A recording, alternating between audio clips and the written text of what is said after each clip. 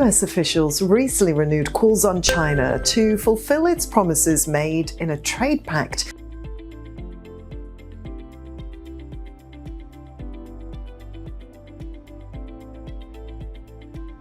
With the Trump administration to buy $200 billion worth of American goods. According to a report by Reuters, the officials asked China to take concrete action to meet the Phase 1 trade obligations. China was supposed to meet the trade commitments in 2020 and 2021. Washington has said Beijing showed no real signs to close the trade gap. The 2-year purchase commitment expired at the end of last year. China had pledged to increase purchases of US farm products, manufactured goods, and energy and services. Responding to the US call, a Chinese Foreign Ministry spokesperson said the two sides should work together to resolve the conflict.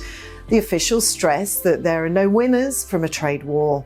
Former President Donald Trump had signed the agreement back in January 2020, ending an almost 3-year-long trade war between the two largest economies. The recent remarks came a day before the US government releases bilateral trade data. In a separate development, the US and Japan on Monday announced reaching a deal to end steel tariffs imposed by former President Trump. The agreement will come into effect from the 1st of April.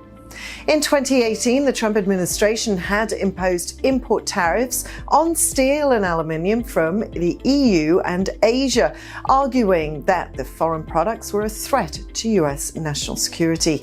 The US has decided to remove the 25% tariff for some steel products.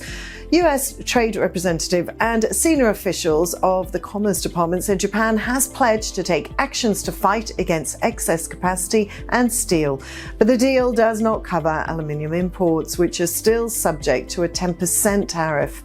Commerce Secretary Gina Raimondo said the agreement would boost America's steel industry and ensure its competitiveness while providing more access to cheaper steel.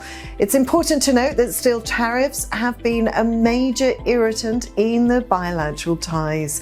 Raimondo also added that the recent announcements will further help rebuild ties with America's allies and fight against China's unfair trade practices.